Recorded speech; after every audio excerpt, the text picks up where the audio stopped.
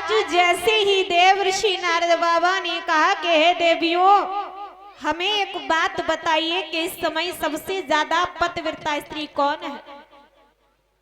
उसी समय आज तीनों देवियां अपने अपने मन में विचार करने लगी कि हो ना हो देव ऋषि नारद बाबा पतिव्रता स्त्री तो हमें ही बताएंगे।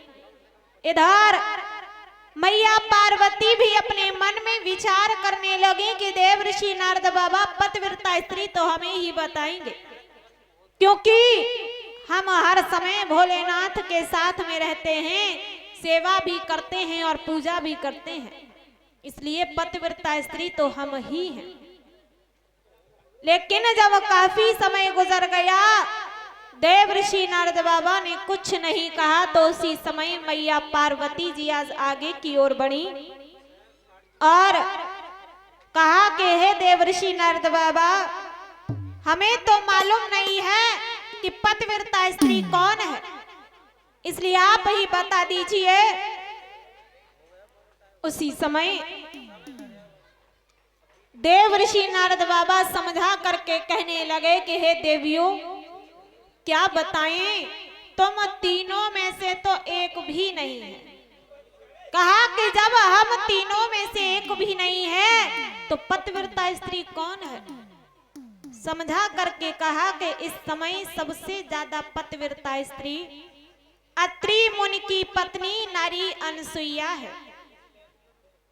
आज जैसे ही तीनों देवियों ने मैया अनसुईया का नाम सुना तो तीनों देवियां रुष्ट हो करके अपने अपने लोक को चली आई।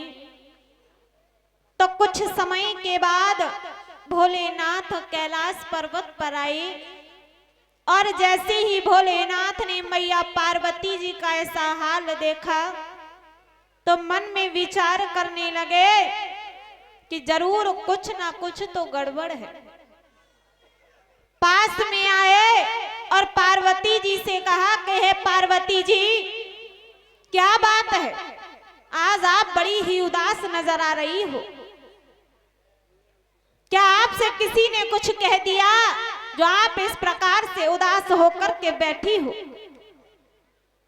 ये बात सुनकर के आज मैया पार्वती जी कहने लगी कि हे भोलेनाथ, आप तो हमसे कुछ बात ही मत करो।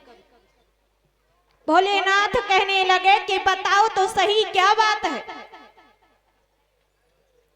मैया पार्वती जी कहने लगी कि यदि जानना चाहते हो कि क्या बात है तो फिर आप हमारा एक कार्य करो, आप जाओ और अनसुईया के सत्य को डिगा करके आओ। आज जैसे ही भगवान भोलेनाथ ने ये बात सुनी तो मैया पार्वती जी से कहने लगे कि हे पार्वती जी, किसी भी पतिव्रता स्त्री के सत्य को डिगाना देवताओं के बस की बात नहीं है, इसलिए आप जो कह रही हो हम वो नहीं करेंगे। जब मना कर दिया तो मैया पार्वती जी कहने लगी कि यदि आप हमारा कार्य नहीं करोगे तो फिर आप हमसे कोई बात भी मत करो।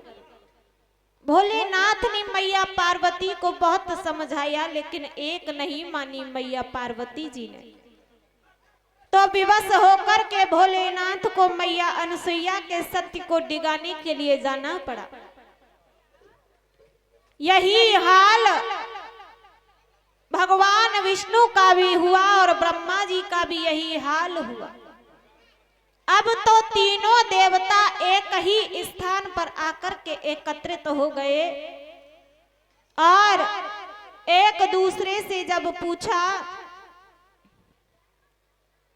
तो उसी समय भोलेनाथ ने सारा हाल कह सुनाया और कहा कि हम अनसुईया के सत्य को डिगाने के लिए जा रहे हैं। ब्रह्मा जी कहने लगे कि हम भी वहीं जा रहे हैं और भगवान विष्णु भी कहने लगे कि हम भी तो वहीं जा रहे हैं। भोलेनाथ कहने लगे कि जब हम तीनों एक ही कार्य करने के लिए जा रहे हैं तो क्यों ना हम तीनों एक साथ चलें। उसी समय तीनों देवताओं ने संत का रूप बना लिया और बड़ी ही खुशी के साथ में मैया अनसुईया के दरवाजे पर जा पहुंचे। और किस प्रकार से,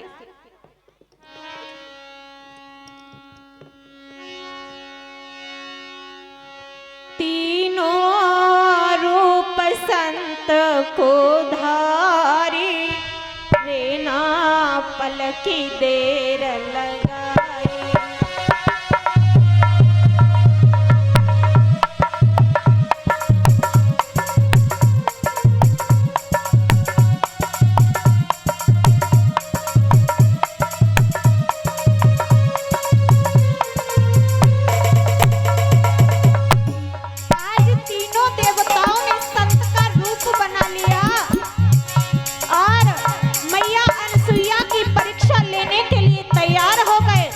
और चले हैं किस प्रकार से,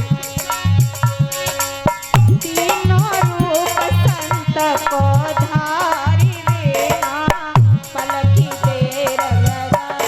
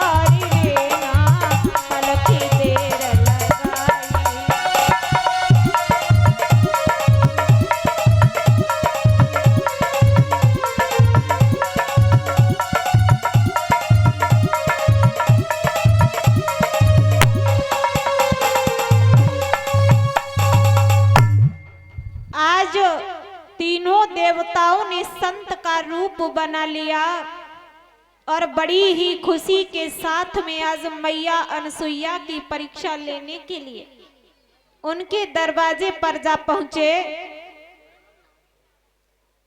एक भगवान का भजन, उसके बाद